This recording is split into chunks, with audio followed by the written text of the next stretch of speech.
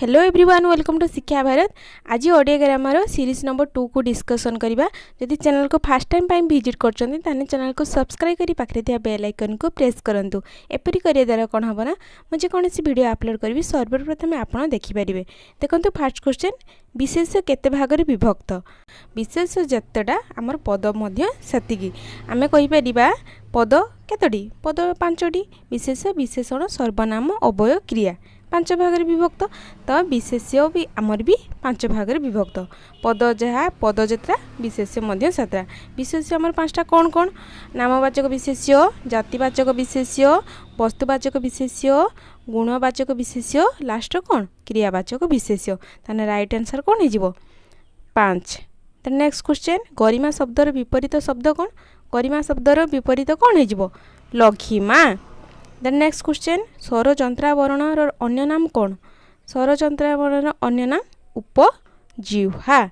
Then next question अधमन्न शब्दर विपरीत अर्थवर्धक शब्द कौन अर्धमन्न कौन हो विपरीत उत्तमन्न।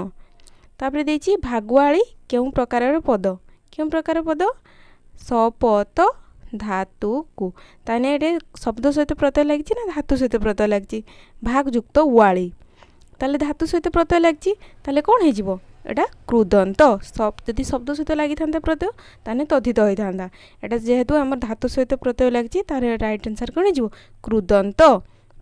देन नेक्स्ट क्वेश्चन समासर मौलिक धर्म कौन समासर मौलिक धर्म कौन दुईटा पद थी दुईटा को मिसई देले गोटे पद आसो ताने दुईटी पदर मिलन कौन कह जाए ना समास।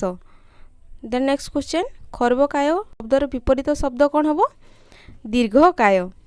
नेक्स्ट क्वेश्चन निम्नोक्त सूचित शब्द मध्यरु केउटी समानार्थक शब्द जगे गठित जुग्म शब्द तार राइट आंसर कौन हो फास्ट देछि कामदाम तापर देछि धुआ धोई तापर देछि राजा प्रजा लास्ट देछि खियापिया एगुड़ा समानार्थक हेनी लास्ट हो कौन हो खिया पिया। देन देछि दीपटी शब्दटी केउं शब्द भंडार अंतर्भुक्त एटा राइट आंसर कौन हो एटा केउं शब्द एटा हूँ इंग्लिश वर्ड ताने इंग्राजी शब्द। नेक्स्ट क्वेश्चन अजनिया बृहस्पति शब्द द्वय को बुझाउथिबा एक प्रतिशब्द लेख अजनिया को बुझाउथिबो ताडा हूँ बृहस्पति की बुझाउथिबो ताने एटार प्रतिशब्द हमर कौन हो राइट आंसर हो ऑप्शन बी गुरु। नेक्स्ट क्वेश्चन ब्रह्म शब्द केउं पदर अंतर्भुक्त ब्रह्मटा हमर कौन एटा जातिवाचक हेनी कि संज्ञावाचक हेनी कि वस्तुर नामटा भी नुहे राइट आंसर कौन हो गुणवाचक विशेष्य। देन नेक्स्ट क्वेश्चन जो शब्द ताहार प्रकृति प्रत्ययगत अर्थ को प्रकाश न करी एक नूतन अर्थ प्रकाश करे से शब्द को कौन कह जाए माने ता हूँ से प्रकृति प्रत्ययगत अर्थ को प्रकाश करनी आ गोटे नुआ पद को आम प्रकाश कर कौन कह जाए रूढ़ी कह जाए। जदि ये कही था जो पद तार प्रकृति प्रत्ययगत अर्थ को प्रकाश करे ताको आमर कौन कह जाए ताको आमर कह जाए यौगिक। जदि गोटे अर्थ को प्रकाश करिवो ताने आसीबो आंसर जग रूढ़ ताले एटा गोटे अर्थ को प्रकाश माने तार अर्थ को प्रकाश न करी अन्य अर्थ को प्रकाश करे ताको कौन कह जाए रूढ़ी कह जाए।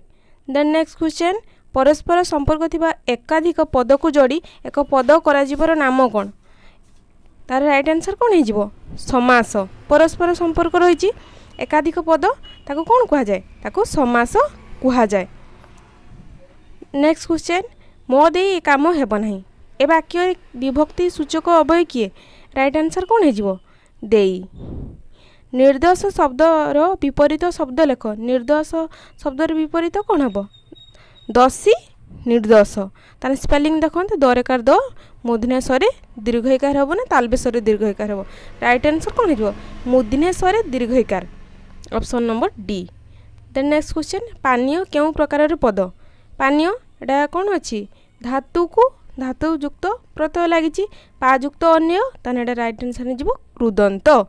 केउंठी क्रियायुक्त रूढ़ी केउं आमर ऑप्शन नंबर क्रिया लगी देखूँ राइट आंसर हो सी दफा रफा करिबा।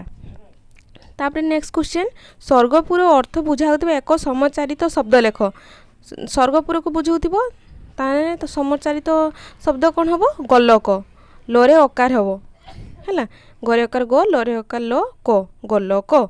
नेक्स्ट क्वेश्चन नित्यांत अनुगत अर्थ को बुझाउथिबा रूढ़ीटी कौन कौन हो राइट आंसर हाथ बारिशी।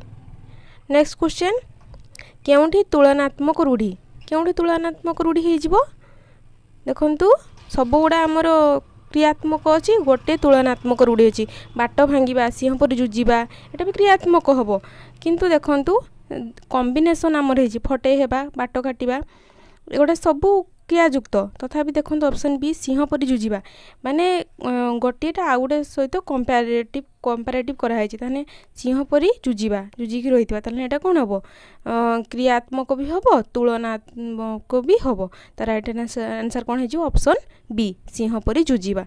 आई होप फ्रेंड्स ये वीडियो जब इनफॉर्मेटिव लगी लाइक करेंगे शेयर करेंगे कमेंट करेंगे। Thank you for watching.